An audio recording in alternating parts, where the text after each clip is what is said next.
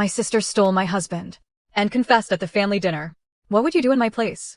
I still ask myself that every night before I fall asleep. My name is Emily, and I thought I knew what betrayal felt like until my own sister showed me what true destruction looks like. It started the year my husband, Daniel, lost his job. I was working 2 shifts just to keep us afloat. My younger sister, Sarah, had just gone through a breakup and asked to stay with us for a few weeks. She cried, acted helpless, said she needed family. Of course, I said yes. I wanted to help her heal. I didn't know she would destroy everything I loved. At first, she was sweet. She cooked dinner, helped with the laundry, even joked that Daniel and I were her favorite couple. But slowly, things began to shift. She started wearing shorter clothes around the house, laughing at his jokes a little too long, touching his arm when she passed him the dishes. I noticed it, but I didn't want to believe my own eyes. Daniel began acting strange too. Distant. Cold. He'd leave the room when I entered, claim he was tired every night, and his phone was suddenly always face down.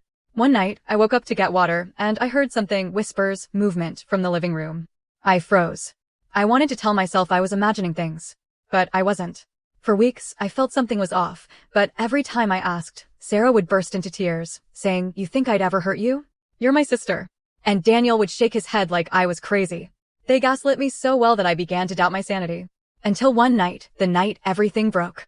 I woke up to a sound coming from the guest room. The door was closed, but I heard his voice and hers. Laughing. Whispering. Then silence.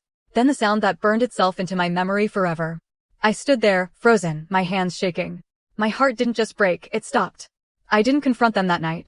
I just stood there in the dark, listening, feeling myself die inside.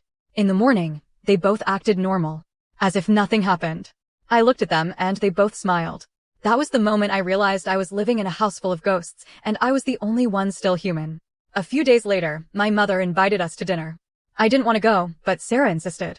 "Let's just be family," she said, looking right into my eyes, as if mocking me. We sat at the table, my parents laughing, Daniel sitting beside me pretending everything was fine. Then Sarah raised her glass. "I have something to say," she announced. The room fell silent. My heart pounded. She smiled, that wicked, triumphant smile I'll never forget, and said, "Emily, you always said Daniel was perfect. I just wanted to find out why. And now I know." The room went dead silent. My mother gasped. Daniel froze. And Sarah laughed. A high, cold laugh that made my skin crawl. Then she added, "Oh, don't look so shocked. It's not my fault your marriage was already falling apart." I stood up, trembling. My father shouted at her. My mother started crying. Daniel tried to speak, but I didn't let him. I threw my ring on the table and walked out. That was the moment I stopped being Emily, the wife, the sister, the caretaker, and became someone else. Someone who no longer believed in forgiveness. A week later, I learned the truth. Sarah had been seeing a psychiatrist before she came to stay with us.